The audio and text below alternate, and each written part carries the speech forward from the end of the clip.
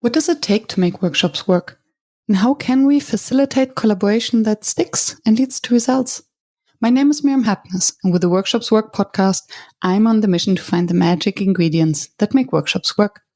Today with me on the show is Joost de Leij, and we speak about the do's and don'ts to make workshops work that target a high impact audience or topic. So stay tuned for this very hands-on and inspiring conversation. Hello, Joost. Hello. Welcome to the show in your own studio, which is a little bit ironic, maybe. Thank you very much for the invite. Yes. And we met a few weeks ago already in Amsterdam and started geeking out about facilitation. And you have such a body of experience over many years. So cannot wait to dive into that. Me too. Looking forward. And still, I always start with the same question. When did you start calling yourself a facilitator? Yeah, I listened to a couple of podcasts, of course, and I started thinking, when was this moment? And I think I had been facilitating a couple of sessions already. I was talking 15 years ago with young creatives and doing some exercises. But then I definitely didn't call myself a facilitator. I was just, doing things together, co-creating. But then at a certain moment, I got invited by the tax service of the Netherlands, and they invited me to participate in a workshop as kind of a young creative to give ideas how they could connect better with young people. And taxes, nobody cares when you're young. So I was there to kind of participate. And that day was very well facilitated by a facilitator. His name is Maurice, I still remember. But I remember that day is like, wow, this is really a profession. And he was super time boxed, very sharp. I loved the process. And during that day, I was just writing down how we actually did it. And I was like, this is super cool. I want to do more with it. And I think it was a couple of weeks after that one of my clients reached out to me, ABN AMRO Bank, and they said, we have this really big project where IT and marketing have to come up together with a big campaign for B2B. I was like, you know what you have to do? You have to do a one-day workshop. And I think that's the moment that I started calling myself a facilitator. I said, I can facilitate it for you. So inspired by Maurice, I started calling myself a facilitator. And then they said yes. And then I really had to do a full-day workshop with very senior people from the bank. And I think I was quite stressed around that time. It was like 12 years ago. And I worked 3 weeks really, on a very detailed run sheet. I think it was like time box on the minute. I wouldn't do that anymore. And that went really well. And I loved the excitement of the day and coming out with really cool ideas for this campaign. And everybody loved it. So I guess that was really the moment that I thought, this is a profession. This is nice. I love this. And you can since do it. that moment, I did it a lot more. And I started calling myself facilitator. Beautiful. Thank you. And I find it fascinating or beautiful to see that this one experience has really made a change in your own life. So this is what we can actually do with our craft to make a change in our participants' life, if it's well facilitated. And then I had to laugh that as we become facilitators and we love and see the impact of a workshop so much, then we have this hammer and we see nails everywhere. So you do need a workshop. Yeah, I think you can, if people would do a lot more workshops, it would save a lot of time, frustration. It's a lot more fun. I think, my work is mainly with very large companies. The time they lose in 1 hour meeting, next week another hour meeting, the week after another, I think they lose half that meeting just by, where were we again? Oh, what was the topic? I think it's very efficient and fun, of course. But you don't want to workshop every day, of course. Yeah, and there's a space and a time for the workshops. And I agree. It's a moment where you can get away from the operational, where they bring everyone together to think, to be able to create something new, to think new things, and to break up silos as you did 12 years ago already. Right? Yeah, definitely. For a large bank, what an opportunity. Yeah. So what would you have been grateful for to know back then? Ooh, that's a good question. I think then I really prepared by myself 3 weeks, and I really made a lot of assumptions by myself. So if I could go back and advise my younger self, I would say do that process already in co-creation. So what I do nowadays is when I do a leadership offsite, I interview all the participants, and I only start with kind of a 50% program design in my mind. I test it with the leader of the team. I say, hey, this is 50% of the program design. And then the rest, I use the input of the people to actually come to very good program design where all the participants are already on board because they have been part of the development. So that's a big thing that I would change. I would have interviewed all the participants. It's just half an hour each. And that day would have been better even, for sure. Yeah, I can definitely +1 that. Yeah. And the relationship you build with the participants beforehand are so useful. Yeah. And then also pay off during the work. Especially if you look at introverted people, when you have a one-on-one 30-minute call, then they can really share what's on their minds. And during a workshop, everything is very time boxed. There's usually a lot of pressure on it. So to get all the voices heard during that day is more difficult. And if you already know a little bit more in where the kind of extroverts are, where are the introverts, you can already tailor for that in your preparation. And I think that's very important.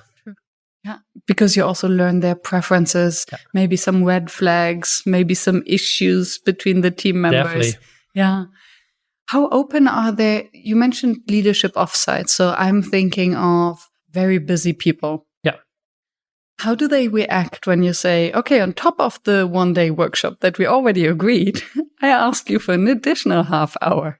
It hasn't been a problem. Actually, the most leaders that I work with, really find it important that the workshop brings value to everybody in the room. So they really send me off also. It's like, ask them that question, what would make this day super valuable for you? What do you want to change? And they're very open to it. I have a couple of clients that are less interested in it. And you also see that then the impact of the workshop is just less because there's not a pre-commitment already from the participants. And I think that's one of the key success factors is really the commitment of the leader, of the participants. And it's just half an hour. Yeah. And so well invested from all sides. And 2 concepts come to my mind. One is having skin in the game. So the moment they have committed this half hour, they already have a little bit skin in the game. Yeah. And the other one is the IKEA effect, that we fall in love with what we have built ourselves. Definitely. So you basically invite them in building the workshop. Yeah, definitely. Yeah, I think the IKEA effect is just amazing. Like, I think building a closet is the same as building a strategy. Involve more people. Although building a closet with 20 people will be very inefficient, but everybody will support that closet. And the IKEA effect. I think there's so much more depth to do in change management, in strategy, by co-creating. I mean, I really feel there's so much valuable still things to explore, actually. And I love the analogy that building a strategy is like building a closet. And I can imagine that you can build an entire strategy workshop out of that, because it's also what will you use the closet for, right? And where will you put it, and whose clothes should actually be in there? And are the shoes also part of the closet or not? A new product. Yes. Come out of the closet workshops. Yeah. So how did you go from hosting this big workshop for ABN AMRO to bring, what was it, marketing and sales? There was IT and marketing. And marketing together, to now hosting leadership offsites? That has been a very gradual journey. I think since that workshop for ABN AMRO, I was facilitating sessions maybe once a month, and for other companies just started exploring more. I also did other things back then, and then I think COVID started, and then I just really thought, okay, online workshops, I loved it. It gave a new dimension, and you can do bigger groups and more experiential. So then I really started to do it only workshops full time. So then you start doing that a lot, and you work with lots of different leaders, and they just start talking about it. Our scores are always very good. We measure everything, and they just start talking to other leaders, and then suddenly you're doing a lot of leadership offsites. And it just goes like that. And when yes, it's the power of the word of mouth. Yeah, definitely. If you're good at what you're doing. And I wonder I'm curious whether you're also then part of the strategy that follows after, because an offsite, there's usually a reason to have an offsite. So it's not an island. There's a context to it. So how do you weave your workshop into maybe a strategy process or change process that maybe someone else is leading? Yeah, I think my assignments can be divided in two parts. So one part is really, I get a team, I work with them for 1.5 months. It's really prep, do the workshop. And that's one-off sessions, basically. And the team is your team or a team No, a from team the client? From a client, yeah. So it's really like, very, 1.5 month, bum. And you just work with where they are in their strategy. Yeah. There's other teams and clients that I work. For example, one is the business sustainability leadership team that I've been working for 3 years now. And then it's like every quarter you do the session. I speak to the people, I speak to the leaders, and I'm really part of their journey to become more sustainable as a company, which is not an easy journey. And it's interesting because then you also get more topic expertise. So it's not only process, but it's also topic. And it's also people. So where would you draw the line between coaching? Because if you accompany a leadership team over 3 years and you're the person who prepares their offsite every time and you have these interviews, you're becoming like a coach for them as well, right? It's a very interesting journey that honestly, like a couple of months ago, I didn't really think about it like that, coaching. However, I just came back from holidays and there I read the book $1 Trillion Coach. Ooh. And it's amazing American title, of course, like very American, but it's about the kind of facilitator coach that worked with the Google leadership team. Mm-hmm. And what I really found very inspiring about his vision was that he worked with the leader of that team, but then also with all the individual members. So he could kind of sense in the group when one of the other leaders was, not feeling well. He could like take the tension out way before it became critical or escalated. I thought it was very interesting. So it's something that I do on a very basic level now. With some of of my clients, I really do a little bit of coaching, but then it's more, how do you show up during that workshop? So it's like prepping them for that. But it's not like the continuous journey through the year, but it's a field that I would love to explore more. Because I think there's a lot of power, but you need time, you need commitment from my side also. Because I also like these one-offs, 1.5 months, bam, go for it. Yeah, I can see that. And it's a different responsibility then. Yeah, definitely. Yeah, you're much more invested. Yeah. Yeah. And how are you... Or what's your opinion on the topic of neutrality of the facilitator? Because again, when you work for so long and so regularly with a team, I can imagine that you remember very well what they have discussed maybe 2 years ago and might have forgotten it, or topics that come up each time, which is a total blind spot for them. How much do you interfere? What is your role? Yeah, I find it difficult because you have kind of, the coaching, like you just touched upon, then you have your facilitator role, which is kind of really the core role. But if I look at what's another role that you can take is kind of the consultant role, where you're like, hey, you guys already discussed this. Maybe this framework is interesting, or this approach, or why didn't just become more the advisor. Yeah. And that's, I find, a little bit of a tricky area. Whenever I step in there, especially if I have expertise on that topic, I'm like 17 years running my own company. Some areas I have topic expertise. And then if you cross the line between facilitator and consultant, it's really a tricky area because you're there as a facilitator. So I try to put my ego and knowledge as far as possible. Yeah. Keep it for me. But it's a difficult line, especially when you work a long time. You really have the feeling like just give advice. But something that I find difficult actually. Yeah, definitely. I can relate to that. And then, sometimes I would say, okay, I put a different hat on. Yeah. Okay, yes. Let me speak. You said also sometimes. And I don't remember who it was, but another podcast guest mentioned that they would literally walk to another area of the room. Yeah. To say, okay, I'm speaking now from a different role, and that's why I'm standing here, to make it very clear. Smart. Yeah. And still, I think, especially talking to leadership teams, I think it can change the dynamic totally. Yeah, definitely. If I look back, so for 3 years or something, I measure always a participant score and kind of the leader's score, like, you know, NPS, Net Promoter Score. And so in how much would they recommend working with us to a friend or colleague. And then if I look at all my scores from the last 3 years, they're quite good. And then I have one score that was not good, like I think 2 months ago or something. Good, not good, was still 7, but yeah, definitely below my average score. And I analyzed why was it not good? And that was because it was on communication and marketing, which that's my area that I have the most expertise in.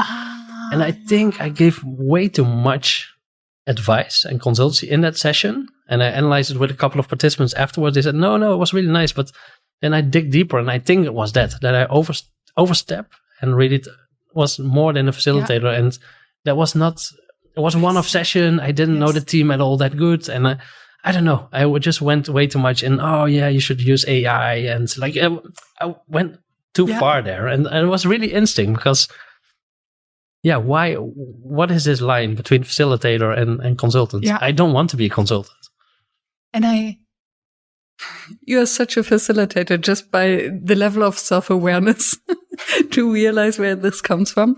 And I can very much relate to it. And I think it's almost even unconscious that we then also get excited about the topic. And then sometimes, it's a word here or it's that slips. And I wouldn't be surprised if it's not even the words or the specific advice you gave, but maybe just a tone of voice or something in your body language. Because I think what the groups often pick up is any sort of judgment. Yeah, definitely. Yeah. And that's something that we somehow sense, even if it's not outspoken. So, and I have it a lot when I work with beginner facilitators. Mm-hmm. And say, my groups don't come up with good ideas. Yeah. I'm like, of course they don't, because you're judging them all the time. Yeah, exactly. That the ideas are not good enough. Yeah, I mean, it's the difficulty about being a facilitator. Your only role is to empower the people in the room and make them work smoothly together. I mean, that's your only role. And don't step over it if you really want to be a facilitator. And otherwise, indeed, maybe walk to a different part of the room or put yourself in a team. There are also teams that I work, for years now, and they know that I like to also give ideas. Then it's accepted because they already know, and I've proven myself already. But with a team that you just work with, be the facilitator. You can always become a consultative facilitator later in the process, but it's a big trap to do that in your first session with a team. Or outside or after the workshop to help them to make sense out of it. And I can perfectly see how you can switch roles in the process. That you're the coach before the workshop, then you're the facilitator during the workshop, and you're the consultant to make sense of it afterwards. And that's what many leaders also ask me. They say, hey, you work with a lot of leadership teams. What do you see as a logical next step after this workshop? And how would you make sure that the team gets commitment and that we can follow up? Because that's, of course, one of the big... since I started doing workshops like a really long time ago, there's so many good stuff happening in a day, but so not enough stuff happening afterwards. I mean, that's the big thing about workshops. Yeah, I like to compare them to parties. So the next day, nobody remembers anything and nobody wants to clean up the mess. It's really one of the pitfalls of a workshop, for sure. Yeah, and then again, it makes sense when you really have a process on how to follow up and also prepare it beforehand. I think ending a workshop well is a high art. Where definitely. It's not like, we won over, so okay, it's finished. Usually my workshops are like kind of 2 parts. So one is really the connection piece, building trust, having courageous conversations, and really no laptops, nothing. It's really like very, very intense. And then the second part is really usually creating a 1-pager on the topics that you want to have output on. So I think 99% of the workshops of the last 3 years have like some one pager as an output, because I don't like it when you walk out after a full day with like, oh, we had great discussions, but yeah, I'm a very practical oriented person in that way, quite red. So I really want to, have that output. And even if the team doesn't ask for it, I try to push it in. Yeah. Because half a year later, what was it about? What did we discuss? Yeah. It's And I like the balance that you still have this kind of connection. So it's connection over content, right? First, you need the interpersonal, the trust. Yeah. And then in the second part, you do really the pressure cooker style. So work on a one pager, or I use video a lot, make a video page. And then you have these videos afterwards also that you can share in the wider organization to your teams. And also half a year later, you can look back at, hey, this is what you pitched on the project like 6 months ago. What happened? I love that. And now I understand this is where your previous career kind of comes in, right? Where you're more in the production. And I think especially for leadership teams who they have to speak quite regularly in front of a camera, and many, I believe, still don't feel so comfortable. And if they're amongst themselves, it can also be very trust building. Definitely, yeah. Because you're vulnerable. Yeah, and it's the pressure that I also really like when there's a camera rolling. Suddenly it's a different thing. I love that. How large are these workshops usually? So it depends. Like the most kind of really leadership teams are between 8 and 20 people usually. So that's, I think, 80% of what we do is these kind of sessions. And then we have 20% of what we do is really large sessions. I think last year I facilitated a workshop with 1,600 participants. 6 and 2 zeros. Yeah, that was mental. But yeah, that's really very unique. I mean, that doesn't happen every quarter. And this was interactive with breakout rooms. Hybrid, interactive, global participants. Wow. It was the most stressful day of my last year, for sure. I can imagine. How do you make sure that the tech doesn't break down? That was, of course, the big issue. So we had a television studio where the facilitators were broadcasting from. But then there was people from all over the world in rooms, breakout rooms, some in auditoria with large groups. And then the issues where I think it was somewhere in Switzerland, the audio system was not working good. Somewhere in the US, the video line was breaking up a little bit. So yeah, you get these kind of tech issues. And you can dry run as much as you want, like we did. On the day itself, you always have something that doesn't go well. So that makes these kind of productions very stressful. Yeah. And that's why you shouldn't do them too much. A leadership session with 10 people is much more controllable. Yeah, I bet. I was just wondering, imagining these leaders to sit around a screen, because yes, it is output driven and they walk away with something, and still the screen breaks some sort of the conversation. How many people are sitting around a screen, and how do you come up then with one outcome? Very practical. You mean in this kind of hybrid setup? No, in the in-person offsite leadership team, when they produce a one-pager. Oh yeah, no, but it's all in breakouts. You work.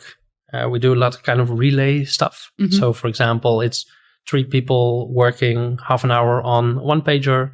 Then they connect with another team, give feedback on each other, align on each other, make choices. So it's a very structured process in that way. So it's a mix between almost a World Cafe. Yeah. Yes, but I guess World Cafe for me always has a little bit more. Definitely the concept is the same, but World Cafe always is for me a little bit more on the soft side, while the relay is then kind of World Cafe, but very result oriented. You need to get this one pager out. And the teams stay together. Yeah. Okay, and you get feedback, and you really get kind of permission to kind of really give candid feedback on the other teams. And in that way, everybody hears each other, but you really come to something together without endless discussions with 10 people, because that's something that never works. Yes. And if you're tiptoeing around each other. Yeah. Are you preparing them for the candid feedback? Do you the whole day is built around that. So the kind of morning prepares them. It's like one flow leading that you're ready to give candid feedback, because you have built the trust, you have built the connections, you had fun also together, and then you're ready, and you also get permission to, your only role is to put on this kind of black hat and be super cynical. Why is it going to fail? That's your role, It's like shoot on it, and now it's the time. True. And I think if you feel the connection, the trust, and you're aligned on what do we want to build and why? Yeah. Then also it's clear that the feedback goes in the right direction. Definitely. Yeah. And then it's important to have worked on all the personal issues beforehand, because in such a situation, they all come out, right? Definitely. Yeah. What I like, because this has been a model that I use for many years already, and many times in the first part, I also use things like Lego series play to really get the right energy in the group. Mm-hmm. And then one of the teams I started working with in February said, "Hey, we want to work with Lencioni's leadership model." I'm not sure if you're familiar with it. Mm-hmm. And it was me neither. I said, "Oh, interesting." I read the book Lencioni on leadership, and he describes this pyramid, which is very interesting. It starts kind of with trust. Mm-hmm. If you have trust, you kind of can engage in healthy conflict. Mm-hmm. So that's the second layer in the pyramid. If you had really healthy conflict, you kind of can commit. Maybe you don't agree, but you can commit as a team to where we're going or on important issues. If you can commit, then you can keep each other accountable, and then you get results. So this is famous pyramid. Mm-hmm. But then in the book, it describes how to build trust, because, if you unpack the word trust, I don't like it actually, the word trust, just the word trust. But if you unpack it, it's about vulnerability. It's about getting to know each other. So in the book, and it's really easy read, it's like a novel. So it describes a manager, a new CEO of a company that finds a dysfunctional team. Mm-hmm. And how she starts building that team is in offsites, but it starts with sharing personal stories. How did you grow up? What did you want to become? Like really these personal stories that are many times forgotten in companies. So I know teams, especially now in kind of the remote world, they never met. They never had a drink. They never talked about who they are, how they grew up. So this layer, that's how you build trust and how you build vulnerability. And only when you have that, you can kind of engage in a really interesting conflict. Yeah. And that's what I feel as a facilitator. Your role is to get as fast as possible to the level of conflict. Yes. And beautiful. Yes. Never looked at it like that. To get as fast as possible to the level of conflict, healthy conflict. Yeah. That's why you bring value, no? Yeah. I mean, you've been also in workshops that always stayed under control and, nice, and, everybody liked it. But the moment that you feel, ooh, this can go wrong, that's where the magic is. That's where you bring actually the value as a facilitator. And that needs to happen. And then it needs to happen in this controlled environment in order to break through to the next level. I think it's like in every romantic relationship. Yeah, definitely. If you don't have the conflict, you don't have the opportunity to go deeper connections. Yeah. To come back to this opportunity to build the trust and what you said, especially in the online remote world, I think for leaders to speak about on a personal level is already difficult, because usually their direct reports don't really ask them. So they might listen to their direct reports, but nobody asks them. Yeah.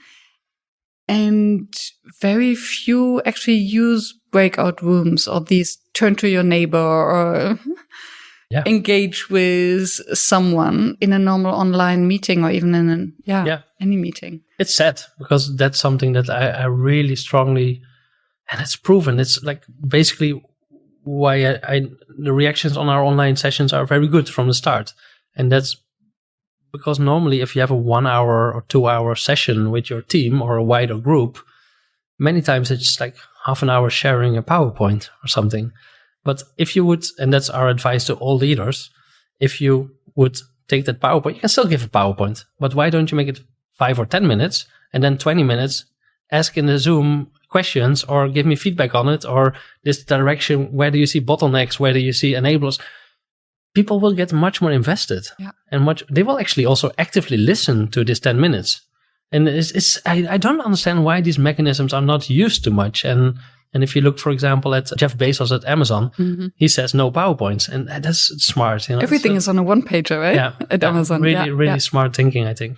And I think also expecting everyone to have the guts to then actually speak up immediately in front of everyone, that's a big ask. So give them the opportunity to first discuss in small groups, because this is what we would do in the real world, right? Yeah. Before saying something in front of everyone, risking that I might say something stupid.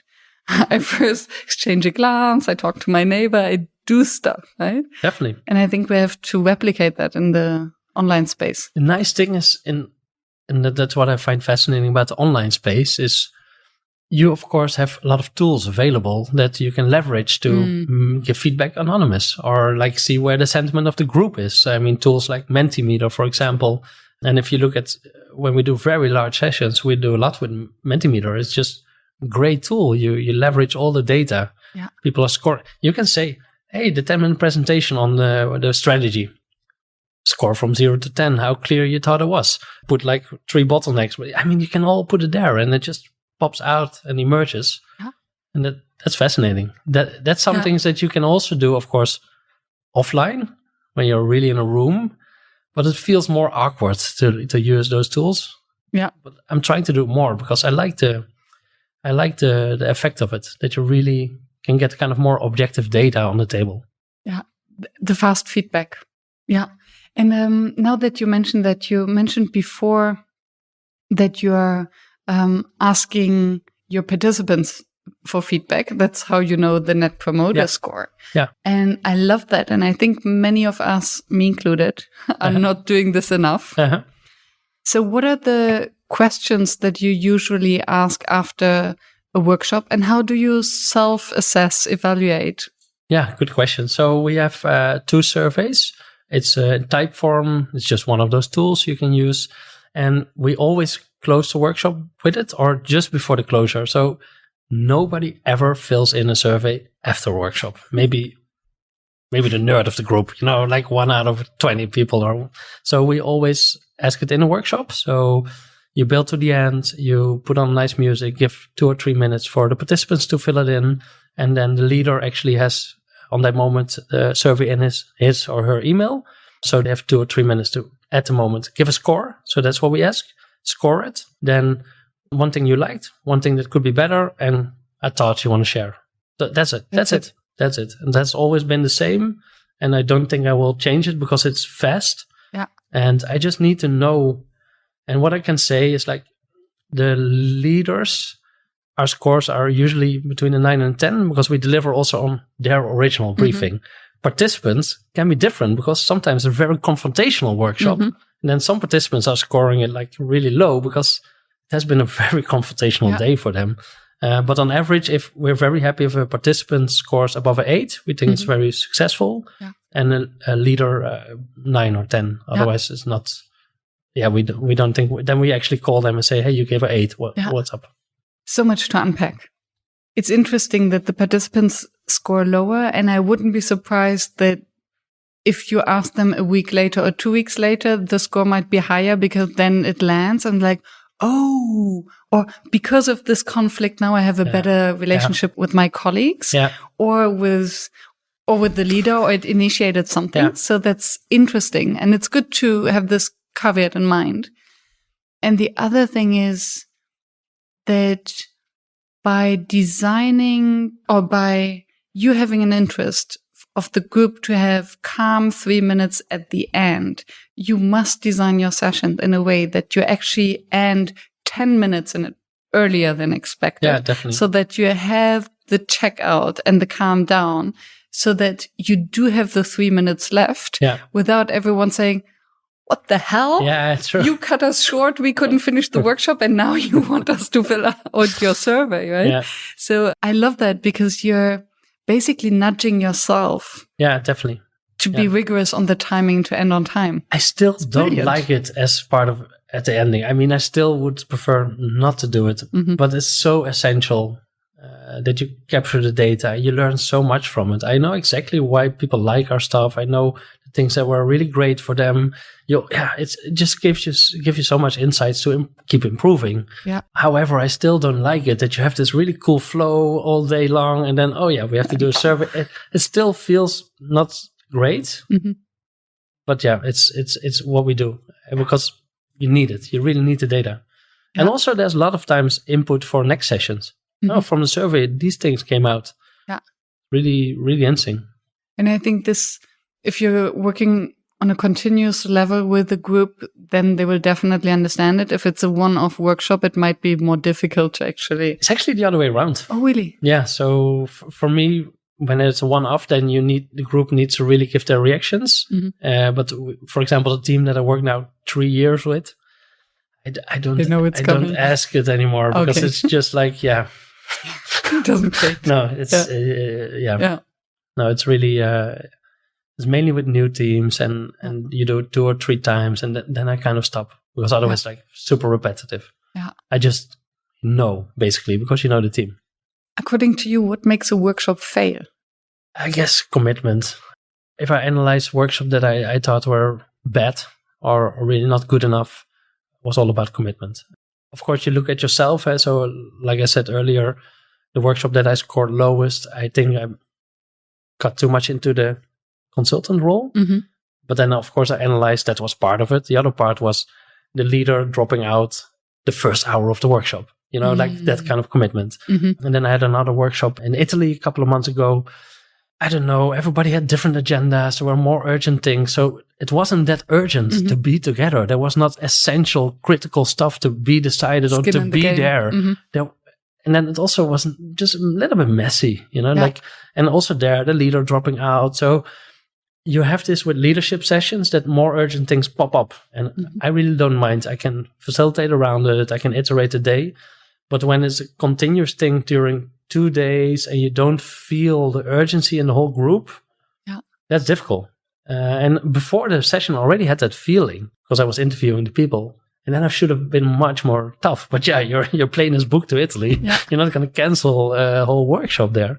Yeah, so I think it's commitment from the participants and then maybe be more ruthless. It's planned, but if there's nothing really critical to be together, don't do it.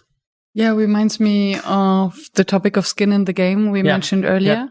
And I can also imagine that it's maybe avoidance. So it can either be, okay, it's not important enough, so they give priority to everything else, or there is indeed a sort of conflict or something that is unresolved, and then it's maybe even unconscious that everyone tries to avoid it or to sabotage it. I really like that you touch upon that because, I analyze a lot, and also with that team, I've been working a long time, so I also had some conversations after that, and there were a couple of during this 2 days, there were a couple of agenda items that were super valuable. Mm-hmm. And as a facilitator, I should have iterated the program even more and only focus on those and cut out the other crap or ask the whole group, what is now essential? You know, like, hey, I don't feel a commitment. I should have and I did it on day 2. I said, looking back on day 1, I'm super disappointed, where we got and the commitment from you and also myself. I really gave kind of this emotional speech as a facilitator, which I'm definitely not used to. But it should have been more ruthless and say, hey, if you have something, just go out and we do it with this group and then this group, what can we bring value now? And I like it a lot with leadership teams when you can iterate during the days, and I always do. I should have been much more ruthless in it. Yeah. Yeah, it reminds me of my previous life when I worked a lot with leadership teams because I was in the strategic area of the university. And what I observed was that whenever there was a critical point on the agenda, everything else took forever. Oh, yeah. Yeah. So they would, and I think, procrastinating. Yes, totally. And I think it's unconscious, but then they would spend hours discussing about how to name a meeting room. And then suddenly, we don't have time to discuss about that. Or, we only have 5 minutes left. Let's vote. Yeah. And then everyone kind of left frustrated. And back in the days, I wasn't there as a facilitator, but I think it was something that has really caught my attention, and that now being a facilitator, I know exactly, okay, if there are important topics at the beginning and then nothing else. Oh, nice. Yeah. Oh, that's really great. Yeah, I like that. And I find it difficult to put important topics immediately at the beginning because then you maybe didn't build a flow yet to be ready kind of to talk about the really important issues. But it's really good thought actually to instinct. Yeah. Yeah. And still, yes. So the connection first, the warming up, Yeah. But then everything that could be a distraction. Yeah. Yeah. And some teams, you already have the connection. You don't need it at all. You can just, there's some teams I work with. It's just like accelerated working day.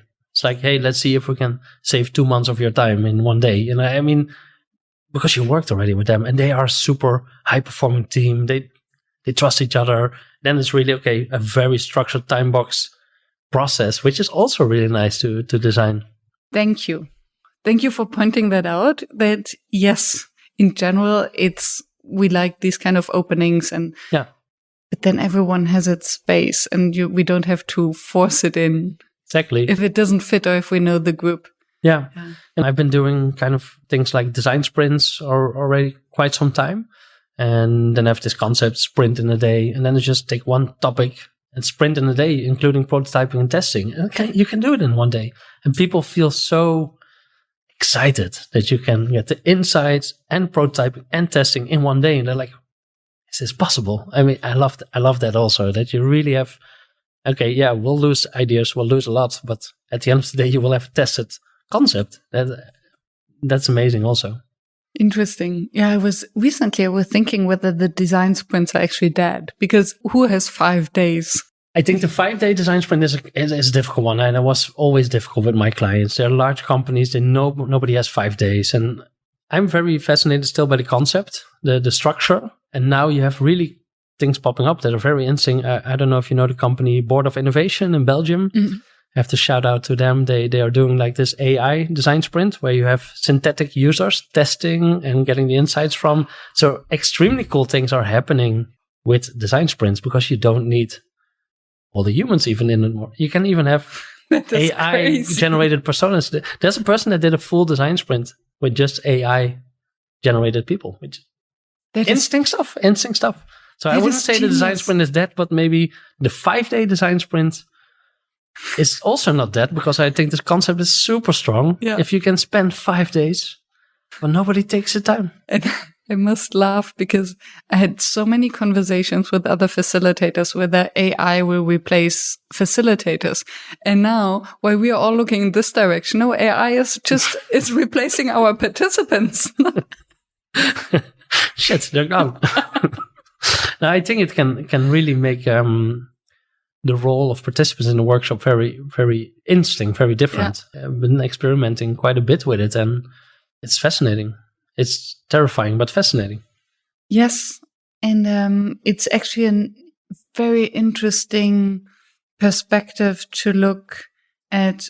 Okay, AI can support our work, so we can co-facilitate or collaborate with AI, but how can we actually help our participants to collaborate with AI? Because I think one thing that I mentioned earlier, many complain, the groups don't have enough ideas, or the ideas are not good enough. AI is fantastic in brainstorming ideas. Definitely. Comes up with great ideas. And why don't we help our groups to not do this just themselves alone? Yeah. And then do the real hard stuff of what does it actually mean in our context? Yeah, it makes it more complicated also. I've been now 6 months. I'm training people in AI and then do hackathons with AI and really let them ideate with AI and choose ideas. And it is difficult because it goes so fast that the people really have to get used to it. And they get really excited about it. But then the adoption in their day-to-day life or really doing something with it, you get a little bit maybe the IKEA syndrome. It's not, still doesn't feel like it's made by them, and they maybe have less ownership. So you get also in that instinct areas, like the ideas might be better, but if you don't feel it's your ideas, an idea is nothing if it's not executed. So do you have the ownership? Do you have the commitment to actually roll with it? Thank you. It's the instinct. Thank you. Brings a podcast to my mind that was released today with Jason and Ian, and they speak about ideas that we are not thinking ideas, but we are sensing ideas. Yeah. An idea is an embodiment. Yeah. Exactly. And we don't sense into an idea. We cannot feel an idea. You need that connection. Yeah. Yes, you're right. Would have been so easy. Yeah, no, we still need people. Happily. And I actually think the role of facilitator will become more important. Yes. Because it's much more... Why do you think that? Yeah, but I think if you also look at leadership, it's many times making the decisions, putting the vision there, but then the biggest thing is actually how do you get everybody to go in the same direction, to work along and work to the common goal. And then you need to be a facilitator as a leader. You need to get everybody's opinions on the table. You need them to feel the ownership of it. And I think their kind of co-creation is key. So if you co-create with your teams as a leader, they will get co-ownership. So I think facilitation, not only as external facilitators, because we're there maybe to spark something or you to give a lot of trainings. I think every leader should do a training with you because they need to develop their facilitation skills and understand that if you want ownership of your teams, you need to ask them what you want, what they want, how they see it. Otherwise, they will never have this certain ownership of it. Yeah. And coming back to what you said earlier, what makes a workshop fail, lack of commitment. Yeah, definitely. And I think this also makes any team or any project fail if the team is not committed. Yeah, and the commitment starts, you can only commit if it's clear what you're committing to. And I think if you look at strategy, especially in large companies, I think there's even research like 2 out of 3 people in a large company doesn't know what's the strategy of their company. Yeah. So if that's not clear, what are you committing to? Yeah. That you do your best every day? Awesome. But are you going in the right direction? And it's still unclear. And I think if leaders would be more kind of a facilitative mindset, they would ask like, what does it mean for you? What's the definition? Is it clear? What's coming up? What does it mean to you? And then really get this sense of alignment and even a shared definitions, because the language issue is not, okay, we all speak English, but we mean different things with the same words. Yeah. So there's just a lot of fuzziness. So what are you actually committing to? Yeah. Especially if we rely on these buzzwords. You mentioned that you don't like the word trust. Yeah. And I guess it's for that reason. And it brings to my mind something that you mentioned, I think it was before we hit the record button. Sorry, audience, where you spoke about the importance of having kind of change agents or to enroll the organization in the strategy process and to basically, I don't know whether you use the word train them, but enroll them so that the strategy doesn't stay in the leadership offside. Yeah. Yeah, I think that's really is again, getting this ownership. So maybe it's interesting to share one example. Very proud of one project that we did over the course of the last year for Booking.com on sustainability in APAC. And there, the APAC leadership team is super ambitious on sustainability. They want to be the go-to sustainable travel provider. Very difficult, no? Because tourism is already not very sustainable. And so there's 500 people in APAC. The leadership team is all aligned. We want to go for this. It's a really clear goal. And then they actually invited all 500 people to give their opinions about it, share their thoughts, enablers, blockers, really get on board. And then they had an open call to action. Who wants to become kind of a facilitator of change? Who wants to be a change agent? And I think 35 people enrolled. And they started like moving forward projects, 5 projects, really as proof points, investigating, and in that way driving change within the organization. And we kind of guided that whole process and facilitated the big sessions with everybody. It was just amazing because you get the enthusiasm, you get the ownership, and you don't want to be there in those projects. You want to build these capabilities, these skills of people investigating, testing, prototyping, learning how to do storytelling, really skills building, so they can become change agents. Still not an easy mission, but that is spreading right now. That's beautiful because coming back to the language, those change agents, the more than 5% who actually enrolled in that, they do speak the language of each other. They're closer to their colleagues, so they know what stories to be told and how to make the small changes that will sum up to be sustainable. Yeah, and I think that also connects a lot to, as a facilitator, you're there to kind of empower, to spark some energy that's really needed to build some momentum, give energy to the teams, but then they should do it. Yeah. You're not there, you're at least, I'm not there usually in the organization. And it's not our role to be there, right? Yeah. And I think that speaks so much to the understanding of what a facilitator is, the trust that the wisdom and the capabilities are already there, and we need to spark them. Maybe we can train, but actually we empower and we help them to build the structure to then have an impact. Yeah, definitely. And I think the kind of the toolbox that you have as a facilitator, that's a toolbox that should be used a lot more in everyday, day-to-day business, because it makes life more fun, more easy, more efficient. Yeah. Speaking of toolbox, and we spoke again while warming up about exercises and activities. Do you have a favorite activity? There. Can I mention a couple or just? Sure. How much time do we have? I have a lot of favorite ones, but I guess the one that I have been using the longest, even already in the first session that I called myself facilitator back in the days with ABN AMRO Bank, it's a sailing ship. And I guess it's quite classic. It's a sailing ship. And what I like a lot, you can give a lot of different meanings to that sailing ship. It's most commonly used in retrospectives, where you look, okay, what was the wind in our sails? What are the anchors? And just these metaphors you can use on a project, on a team, on a company, on a sustainability strategy. It doesn't really matter. You can use this sailing ship metaphor.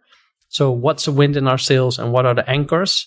And then following that process, what are the anchors we really have to cut? Because the many brainstorms stay a little bit above the surface. So we talk about, it would be great if we do this and this and this. But where the real value is, what you should unpack as a facilitator is what keeps it stuck. And you have an excellent position to do that as an outsider. Really drill into why is it not moving? Okay, time. Okay, but what are you prioritizing? Really dig into these anchors. So in that way, I like the sailing ship a lot. And you can build on that metaphor, of course. I think I did one time a 3-day workshop completely around the sailing ship. Okay, where are we sailing to? What are we carrying? How's the wind? What are the rocks under the water? What's the stinky fish? You can really do with the stakeholders. I also like that it's like storytelling, true. It's really nice. It gets sticky. It's sticky. You just really understand the metaphor. It's so easy. In that way, it is a tool that I've been using a lot. My favorite, I'm not sure. It's just my most used tool in 15 years of facilitation. Yeah, I see that. And Lego series play, maybe, because it's it just brings out really interesting things always. Did you ever experiment with Lego series play? No, not yet. You should. Yes, I heard so many good things about it, and I had Sean Blair on the podcast actually twice, and how he described to help teams to think with their hands. Yeah. And to build metaphors and to speak about it makes total sense. Yeah, it's a very nice way to get people into the nice flow, the great energy, because it's fun. And you can I did the facilitator training 4 years ago in Copenhagen, which is a 4-day training. And it's quite rigid, let's say. It's really used for quite high-level strategy building, scenario planning. I hardly use it like that, unfortunately, because you need a full day. And the leadership teams I work with they cannot commit to it, basically. So I use it in a workshop, maybe 1-2 hours, just to build a team, maybe do a little bit of playing around how the team functions or team dynamics. That's it. But it builds trust. It builds really space for courageous conversations, because I can easily ask, hey, what does this thing just build stand for? It's just an easy metaphor. And in that way, it's very powerful. And it creates focus. Yeah. So people cannot think of their full agenda, their emails, their phones, if they're with the Lego bricks. Yeah. Everybody wants to play also. It's nice. And that's what I love about also the craft or the professional facilitators. As you mentioned, you have these tools in your toolbox and you don't have to apply them as you learn them, but they just become one aspect of the entire landscape that you can use. I'm still looking though for leadership team to do a 2-day session with, just with Lego, because of what I learned there in Copenhagen. So these were the guys that really invented Lego series play like 25 years ago. And you learn there really like building a whole landscape. So you build a company, then all the stakeholders around it, and then you start playing scenarios. What if a global crisis happens? how does this evolve? What happens when, I don't know, pandemic hits?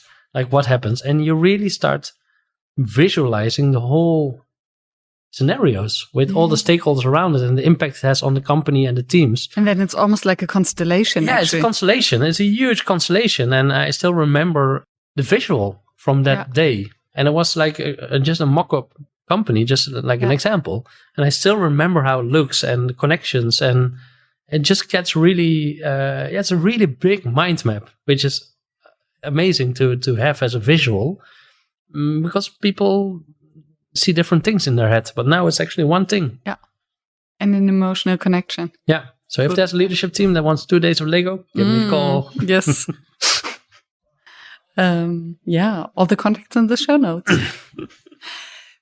After all these years, what remains your number one facilitation challenge?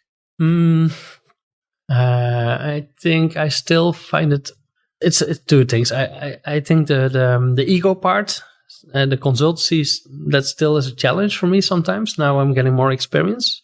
That's more personal, but my main thing that I really hate about workshops and facilitation is so many times not enough happens after that. So there's not enough time prioritized to really do something with the output. So there's so much valuable stuff, and I put in also so much energy as a facilitator to get the group there. And then at least with 75% of sessions, I think the outcome could be so much bigger. So I hate it. That's still, and that's from the start. I had this feeling like, great, love the energy, but yeah, the ideas or the commitments are not followed up in the right way. Yeah. And that's something that I've still find a little bit challenging. Also, we tried measuring more data. So what happened after 3 months, and that was also super difficult. It became it's very difficult to kind of prove the business case, the value, the real output, like really measure what happened with it. Yeah. And it's something that is still an area that I find very challenging. I know it works, but it's very difficult to put really the data under it and that proves it. Yes. And it's not in our hands. And I think this is where then the leader comes in, maybe project managers, the team, how committed are they? How much do they believe in it? And how much time can they actually allocate to not only the implementation, but to the behavioral change? Yeah. And what just came to my mind are, from my previous life as a researcher, I was in behavioral economics, right? So it is the entire research on how do we change habits? Yeah. How do we get people to go to the gym more often or to lose weight? And there were so many studies paying people to go to the gym, right? Making them pay if they don't go to the gym. Competitions, peer pressure. That probably worked better or not. Yes, but then also only on the short run. Peer pressure.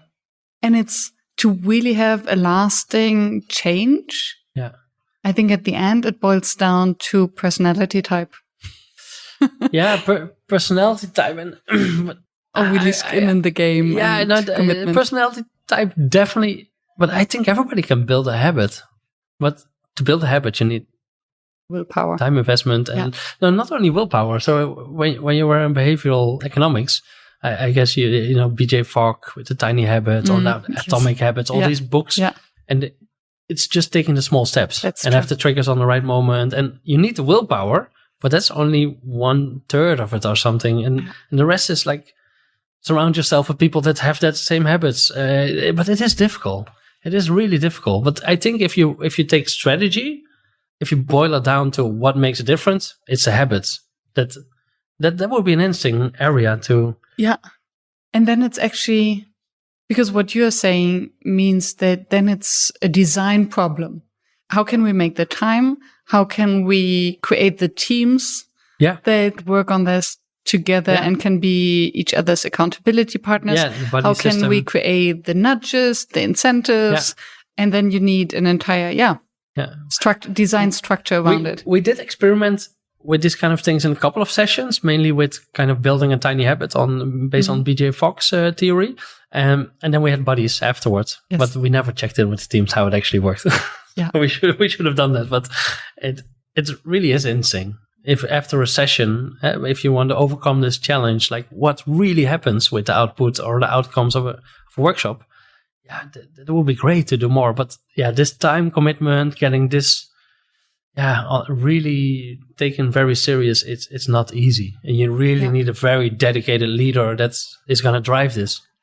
And I think it's also to boil down the expectations. So you cannot build all the habits and do all of it at the same time. But then what is the one thing that would make the biggest difference? The 80-20 rule. Yeah. And how can we make sure that this small thing will be implemented? And let's forget about all the rest for now. But then I think we get so ambitious. Oh, there's so many ideas, such great plans. Why should we only focus on this small but that's interesting. So we kind of did a repositioning of Limelights in the past year, and we have kind of distilled 3 areas that we work on with teams. One is kind of the connection area. It's really team dynamics. Do you connect with your company strategy? Really the connection piece.